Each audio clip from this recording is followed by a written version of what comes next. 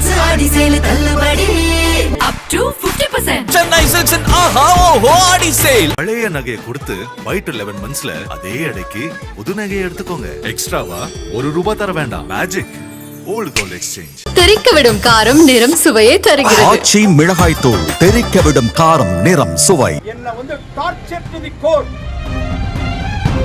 நீ ஏன் பிஆர்எஸ்ல போய் வாங்கணும், பென்ஷன் வாங்கணும், பென்ஷன்லாம் வாங்க கூடாது, நீ சஸ்பெண்ட் ஆகணும்.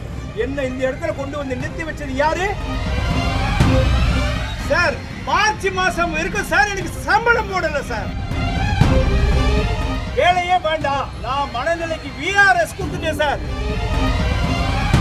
கஷ்டம், போலீஸ்ல ரொம்ப கஷ்டம். நாங்க எங்களை மாதிரி அதிகாரிகள், நேர்மையான அதிகாரிகள் எப்படி வேலை செய்ய முடியும்? நாங்க மயிலாடுதுறை மாவட்ட மதுவிலக்கு அமலாக்க பிரிவு டிஎஸ்பி சுந்தரேசன் கடந்த 2024 முதல் இந்த பணியில் செயல்பட்டு வருகிறார்.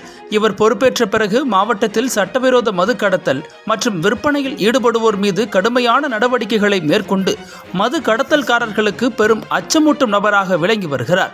அனுமதியின்றி இயங்கிய 23 டாஸ்மாக் கடைகளுக்கு சீல் வைத்ததுடன் சட்டவிரோத மது கடத்தல் மற்றும் விற்பனை தொடர்பாக 1200க்கும் மேற்பட்டோர் மீது வழக்குகள் பதிவு செய்யப்பட்டு அவர்களில் 700 பேரை சிறையில் அடைத்துள்ளார். இந்த நிலையில் அவர் வாகனத்தில் செல்லாமல் அலுவலகத்துக்கு நடந்தே சென்ற வீடியோ காட்சிகள் வைரலானது.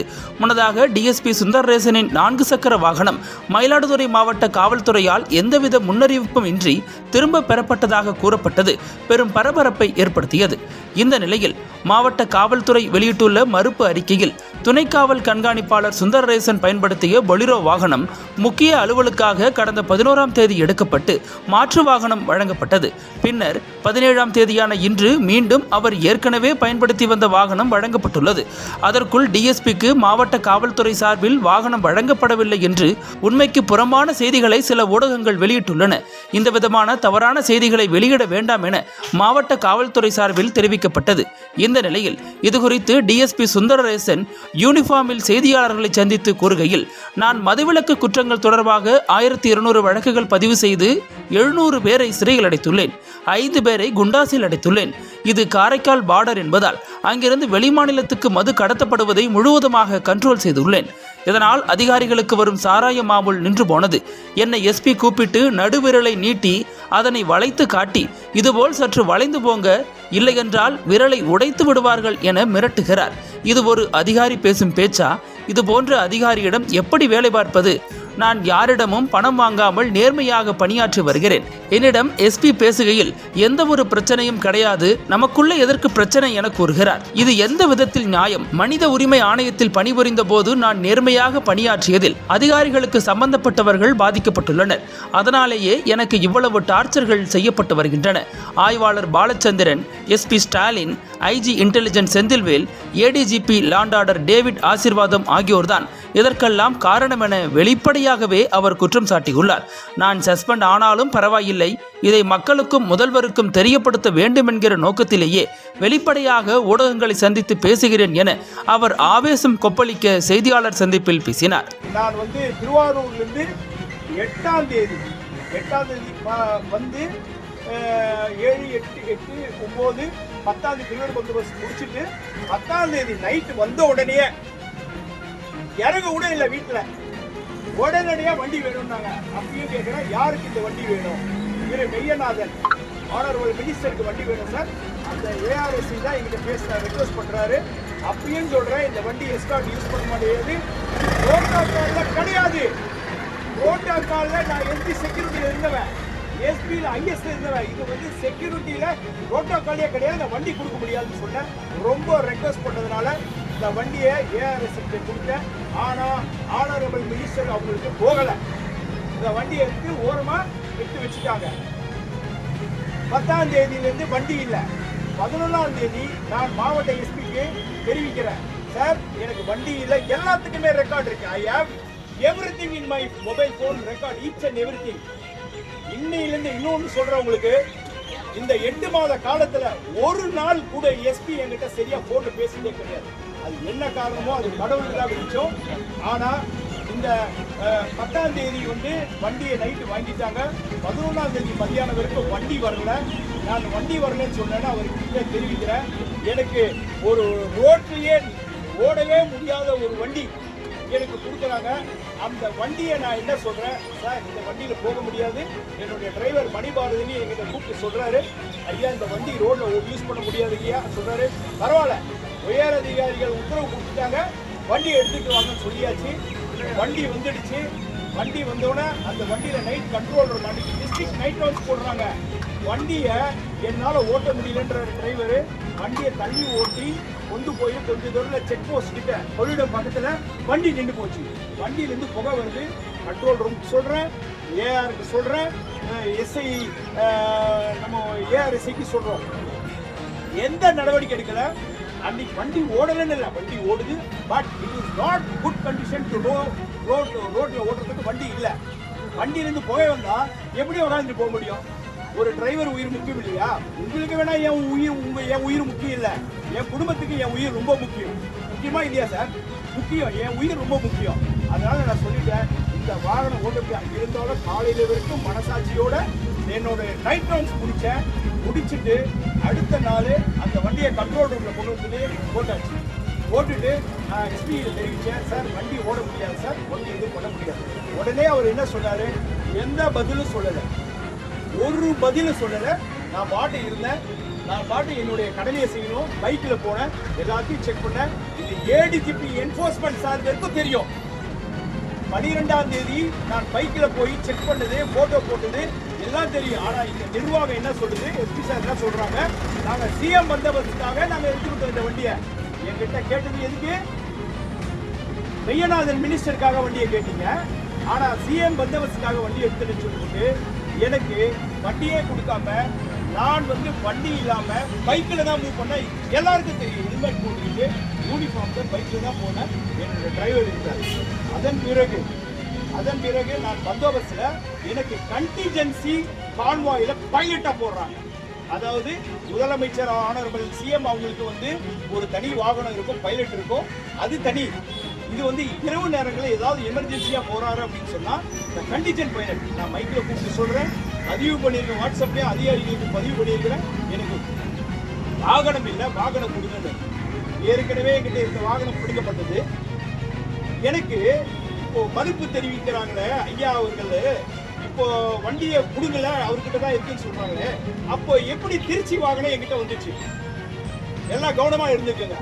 திருச்சியில இருந்து ஒரு வாகனத்தை எனக்கு கொடுக்குறாங்க எஸ்காட்டுக்கு. அன்னைக்கு நைட்டுக்கு கொடுத்துட்டு அன்னைக்கு நைட்டு முழுவதும் அடுத்த நாள் காலையில முழுவதும் அந்த கான்வாயில இருந்துட்டு 2 நாள் ஓட்டின பிறகு அந்த வண்டி வாங்கிட்டாங்க. வண்டி வாங்கின பிறகு அதுக்கப்புறம் அந்த அதிகாரி சொன்ன அதிகாரி நம்ம மாவட்ட கண்காணிப்பாளர் அவர்களுக்கு எனக்கு வண்டியே கொடுக்கல. நான் இன்னைக்கு காலையில கூட பைக்கில் கூப்பிட்டு கேட்குறேன், சார் எனக்கு வண்டி வரல, நான் நடந்து தான் போக வேண்டிய சூழ்நிலை இருக்கு ஆஃபீஸ்க்கு, நான் என்னால் பைக்கில் போக முடியல, 150 கிலோமீட்டர் பைக்கில் ட்ராவல் பண்ணதுல பேக் பெயினாக இருக்கு. எந்த விதமான பதில் இல்லை. கண்ட்ரோல் கூப்பிட்டு சொன்ன பைக்கில் எந்த விதமான பதில் இல்லை. நான் நடந்தே வந்தேன். நான் யாருக்கிட்டையும் எந்த ஒரு நிருபர்கள்கிட்டையும் யாருக்கிட்டையும் நான் சொல்லலை. இப்போதான் நான் சொன்னேன், உண்மையை நான் சொல்றேன். நான் பிரஸ் மீட் இப்போதான் நான் கூப்பிட்டேன் உங்களை. நான் கொடுக்கணும், வேற வழி இல்லை, காலத்தின் கட்டாயம் இது. இது கொடுத்துதான் அவரும் உண்மை வெளிச்சத்துக்கு. எத்தனை நாள் குனிய கொட்டுவீங்க நீங்க எல்லாரையும்?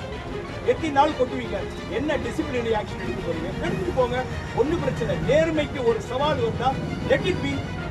ஆனஸ்டிக்கு, என்னுடைய நேர்மைக்கு, என்னுடைய இந்த மயிலாடுதுறை மாவட்டத்தில் நான் செஞ்ச பணிக்கு 11 மாசம் நான் இந்த மாவட்டத்தில் செஞ்ச பணிக்கு அப்படிதான் என்னை சஸ்பெண்ட் பண்ணா பண்ணிட்டு போங்க. No botheration at all. ஆனா இதுக்கு பின்னாடி 2 உயர் அதிகாரிகள் இருக்கிறாங்க. இதெல்லாம் அந்த பேரை சொல்றது அந்த உயர் அதிகாரிகளுக்கே தெரியும். 2 உயர் அதிகாரிகள். ஒன்னு உளவு பிரிவு அதிகாரி IG Thiru Senthilnathan, Senthil Vel IPS. Other one officer ADGP law and order David Asirvatham. இந்த 2 பேர் பேச சொல்றது கூட எனக்கு நான் கூசுது. கஷ்டம், போலீஸ்ல ரொம்ப கஷ்டம். நாங்க எங்களை மாதிரி அதிகாரிகள், நேர்மையான அதிகாரிகள் எப்படி வேலை செய்ய முடியும்? நாங்க எங்களை நேற்று எஸ்பி மயிலாடுதுறை என்ன ரூம்ல கூப்பிட்டு பேசுற, இப்படி வரல காமிச்சு இப்படி இருக்கிற வரல வளைஞ்சு போகணுமா, வரையிலன்னா உடைச்சிருவாங்களாம். எப்படி? நேர்மைக்கு விடும் சவால் இது. நேர்மைக்கு விடும் சவால் உடைச்சிருவாரா? 2வது, ஏன் இதெல்லாம் நம்ம கூட பெருசாக்குறீங்க? இதெல்லாம் அப்படியே போங்க. உங்களுக்கு ஒன்றும் பிரச்சனை பண்ண மாட்டாங்க. என்ன பயமுறுத்தி காட்டுறீங்களா? பண்ணுங்க, எவ்வளவுதான் பண்ண முடியுமோ பண்ணுங்க. ஆனா இந்த கருப்பாடுகள், அந்த ஆய்வாளர் பாலச்சந்திரன் ஒருத்தர் இருக்கிறார், மணல் கொள்ளை, ப்ரொவிஷன் டிரான்ஸ்போர்ட் ஆஃபர்டர்ஸ் கிட்ட எல்லாம் பணத்தை பறிக்கிறாரு. நிறைய பேரை பொய்யான ஒரு எஸ்பிக்கு தெரியுமோ தெரியாது, நிறைய பேர் மேல பொய்யா கொடுத்து மாட்டுக்காரு. இந்த டிஸ்ட்ரிக்டை எல்லாரையும் விசாரிக்கிட்டோம், பொதுமக்களை விசாரிக்கிட்டோம். அவர் ஒரு நேர்மையற்ற ஒரு அதிகாரி, அந்த எஸ்பி இன்ஸ்பெக்டர். அவர் தவறான தகவலை எஸ்பிக்கு சொல்றாரு. என்ன போல ஒரு நேர்மையா வேலை செஞ்சு நான் 1200 பேரை ரிமாண்ட் பண்ணியிருக்கிறேன், வழக்கு பதிவு பண்ணியிருக்கேன், 700 பேரை ரிமாண்ட் பண்ணியிருக்கிறேன். எந்த மாதிரி அதிகாரிகளை ஒரு இது பண்ணி ஆகணும்னா எப்படி பண்ணணும்? நேர்மையா வேலை வாங்கணும். வேலை வாங்குறத விட்டு எங்களை பனிஷ் பண்றீங்க. ஒரு தவறான ஒரு போடாதீங்கன்னு பிரச்சனை சொல்லி, அப்போ வந்து உங்களுக்கு இந்த நியூஸ் எப்படி வந்தாலும் சரி அது தவறா? தவறில்ல, உண்மை. இந்த நிர்வாக சீர்கேடு மயிலாடுதுறை மாவட்டத்தில் இது போன்ற ஒரு எஸ்பி, இது போன்ற எஸ்பி இன்ஸ்பெக்டருங்க இருக்கிறவருக்கும் காவலர்களுக்கு அனைவருக்கும் இல்ல, பொதுமக்களுக்கே பாதுகாப்பு இல்லை. பொதுமக்களுக்கே பாதுகாப்பு இல்லை. இந்த 2 அதிகாரிகள் உடனடியாக மாற்றப்படணும். நான் சஸ்பெண்ட் ஆனாலும் பரவாயில்ல, மக்கள் வந்து விழிப்புணர்வோடு இருக்கணும். ஆனா நான் ஒண்ணு சொல்றேன், இப்போ கடைசியா ஒண்ணு சொல்லியிருக்கேன். இந்த அரச நெருக்கடி ஆகிறதுக்கு காரணமே உயர் அதிகாரிகள் தான், கீழ்ப்பணிபுரியும் அதிகாரிகள் கிடையாது. ஆனரபிள் சிஎம் அவங்களுடைய அரசு நல்லா பண்ணிக்கிட்டு இருக்கிறாங்க. ஆனா இந்த அரசு கெட்ட பேர் கொண்டு போறதே யாருன்னா இந்த மாதிரி அதிகாரிகள் தான். இந்த மாதிரி அதிகாரிகள், அந்த ஆனரபிள் சிஎம் அவங்களுக்கு எல்லாம் தெரியுமா தெரியாதா தெரியல. மனித உரிமை ஆணையத்தில் நாங்கள் வேலை செஞ்சது எங்களை பழி வாங்குறாங்க, இப்பயும் பழி வாங்குறாங்க. நான் 20 பெட்டிஷன் கொடுத்துட்டேன், என்ன சென்னைக்கு மாற்றுதல் பண்ணுங்க, என்னால இங்க வேலை செய்ய முடியல, என்ன talk ஸ்குவாட்ல போடுங்கன்ற. I am capable of doing law and order work, but I am requesting to post me to the dog squad. But these officers not even hearing me. They are torturing me to the core. I am totally rejected. இந்த police department, இந்த அதிகாரிகள் பண்ற மன உளைச்சல் நெருக்கடியாகி தான் இங்க வந்து சொல்ல வேண்டிய நிர்பந்தத்துக்கு தள்ளப்பட்டதே அவர்கள் தான். நான் நடந்து ஒரு உதாரணம் உங்களுக்கு எல்லாரும் முன்னாடியே ஒண்ணு வைக்கிறேன். நான் நடந்து போறதுக்கு காரணம் யாரு? நான் எனக்கு பைத்தியக்காரன். நான் வண்டியில இருக்குது, எனக்கு வண்டியில போவேனா இல்ல நான் நடந்து போவேனா? உங்ககிட்ட இந்த கேள்வியை விட்டுறேன். வண்டியை புடுங்குது இல்லாம நேர்மையற்று கேட்டா இந்த ஏசியை சொல்றாங்க. மேல ஒரு ஏசி இருக்கு, இதை லஞ்சத்துல வாங்கியிருக்கிறேன். லஞ்சத்துல வாங்கின சொன்னா தூக்கு போட்டு செத்துருவீங்க. தூக்கு போட்டுக்கிறேன், இதே இடத்துல தூக்கு போட்டுக்கிறேன். யாராவது லஞ்சத்துல வாங்கினு சொன்னா, நான் லஞ்சம் வாங்கினேன் எவங்கிட்ட கைவிட்டு வாங்கினு சொன்னா இதே இடத்துல தொங்கி போட்டு தூக்கு போட்டுக்கிறேன். என் போலீஸ் எல்லாம் விசாரிக்க, எல்லாரையும் விசாரிக்க, நேர்மையா நான் வேலை செஞ்சுட்டு இருக்கிறேன். இது ஒரு உதவி ஆய்வாளர். இங்க நான் கஷ்டப்படுறதுனால எனக்கு வந்து ஐயா இது இருக்கட்டும் ரூம்லன்னு கொடுத்தாரு. விசாரிங்க, மிரட்டி காட்டுறீங்க என்ன? இது மாதிரிலாம் நீங்க கொள்ளடிக்கிறீங்க, நீங்க எல்லாம் ரகலை பண்றீங்க, நீங்க உங்களுக்கு பணம் கொடுக்கலன்றதுக்காக இவ்வளவு பிரச்சனை பண்றீங்க என்ன? என்ன மாதிரி எவ்வளவு அதிகாரிகள் மன குமுறலோட இருக்கிறாங்க. இதுவே கடைசியா இருக்கட்டும். என்ன நீங்க சஸ்பெண்ட் பண்ணிக்கங்க, என்ன வேணா பண்ணிக்கங்க. நானு மனித உரிமை ஆணையத்துல அவர் ஆனரபிள் சிஎம் அவங்களுக்கு ஒரு அன்பான ஒரு பணிவான வேண்டுகோளை வச்சிருக்கேன். நீங்க வந்து ஒரு நல்ல ஒரு நிர்வாகத்தை பண்ணிக்கிட்டு இருக்கிறீங்க. ஆனா ஏனோ உங்களுக்கு சில விஷயங்கள்லாம் தெரிய மாட்டேங்குது. நான் ஐயா கிட்ட ஒன்று சொல்றேன். நானு சிறப்பான நிர்வாகம், அதுல எந்த விதமான மாற்றமும் கிடையாது. ஆனா சில அதிகாரிகள் உங்களுடைய கவனத்துக்கு கொண்டு வந்தாங்களா இல்லையான்னு எனக்கு தெரியல. மனித உரிமை ஆணையத்தில் வேலை செஞ்சு போயிட்டு எனக்கு நான் நவம்பர் மாசம் வந்தேங்க சார். நல்லா புரிஞ்சுக்கங்க சார், நான் நவம்பர் மாசம் 2024 வந்தேங்க சார். நவம்பர் மாசம் 2024 இங்க மயிலாடுதுறைக்கு வந்தேங்க சார். நான் வந்து சம்பளத்துல வேலை செய்யறேன் சார், வேற எதுலயும் வேலை செய்யல சார். ஆனா சார் மார்ச் மாசம் வரைக்கும் சார் எனக்கு சம்பளம் போடல சார். நவம்பர், டிசம்பர், ஜனவரி, பிப்ரவரி பெட்டிஷன் கொடுத்துட்டேன் சார். எஸ்பி கிட்ட எல்லாருக்கிட்டையும் கொடுத்துட்டேன் சார். 4 மாதம் சம்பளம் போடல சார். சம்பளம் போடலையா சார்? நான் என்ன பண்ணேன், இப்போ இன்னைக்கு வந்து உங்க முன்னாடி நிக்கிறதுக்கு அன்னைக்கே நிக்க முடியும், நிக்க கூடாது, எல்லாத்தையும் கட்டுப்படுத்திக்கிட்டு வேலை செஞ்சேங்க சார். செய்யும் பொழுதுங்க சார் ஒண்ணு பண்ணாங்க சார். நான் மனநிலைக்கு விஆர்எஸ் கொடுத்துட்டேன் சார், வாலண்டரி ரிட்டையர்மெண்ட் சர்வீஸ். எனக்கு இன்னும் 7 வருஷம் இருக்கு சார். 7 வருஷம் இருக்குதுங்க, வேலையே வேண்டாம் எனக்கு கொடுத்துட்டேன் சார். அரசாங்கமும் என்ன 3 இதுல விசாரிப்பாங்க. விஜிலன்ஸ், எஸ்பிசிஐடி, சிபிசிஐடியில 3 இடத்துல விசாரிப்பாங்க. அதிகாரிகளை விசாரிச்சு நல்ல கருத்து இருந்துச்சுன்னா பிஆர்எஸ் கொடுத்துருவாங்க.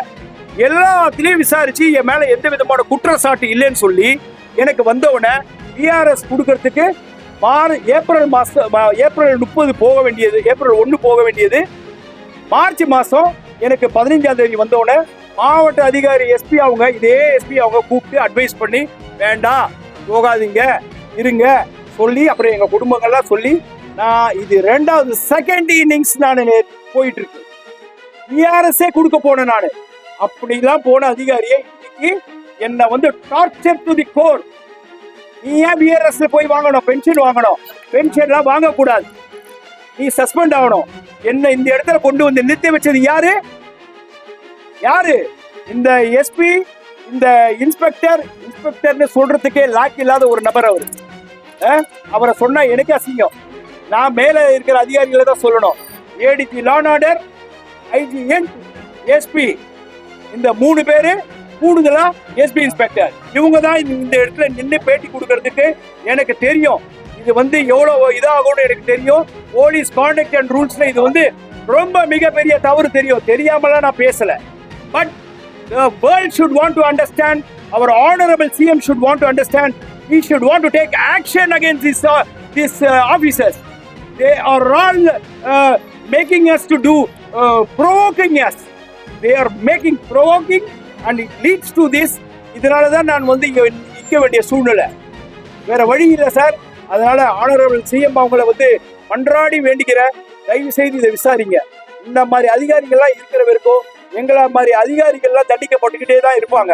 இன்னைக்கு உங்களுக்கு எல்லாருக்கும் தெரியும் எங்கெங்க என்ன ஆச்சு. சாத்தாங்குளம் வழக்கு மேலதிகாரிகள் தவறான உத்தரவு கொடுத்ததுனாலதான் இன்னைக்கு அனைத்து போலீஸ் குடும்பமும் கஷ்டப்பட்டுக்கிட்டு இருக்கு. அவங்க பண்ணது தவறு, போலீஸ் பண்ணது தவறு இல்லைன்னு சொல்லல. ஆனா அவங்க கஷ்டப்படுறதுக்கு காரணம் யாரு? இந்த மாதிரி உயர் அதிகாரிகள் தவறான ஒரு இது சொல்றதுனாலதான். இதே எஸ்பியும் அதே தான் பண்ணிக்கிட்டு இருக்காரு. இங்க ஸ்பெஷல் டீமை வச்சுக்கிட்டு துட்டு வாங்கிட்டு இருக்கிறார் அந்த எஸ்பி இன்ஸ்பெக்டர். ஸ்பெஷல் டீம் யாருன்னு அவங்க மேலதிகாரி விசாரிச்சா தெரியும். நான் எந்த விசாரணைக்கும் நான் வந்து கோஆபரேட் பண்றேன். ஆனா விசாரிக்காமையே இவங்க ஒரு பதில் அறிக்கை கொடுக்கறது தவறு, கண்டிக்கத்தக்கது. அதனால உண்மையை உங்ககிட்ட விட்டுறேன், நீங்க என்ன வேணாலும் பண்ணுங்க. தேங்க்யூ. அனல் பறக்கும் செய்திகளை அப்டேட் செய்து கொள்ள நக்கீரன் களத்தை இப்பவே சப்ஸ்கிரைப் பண்ணுங்க.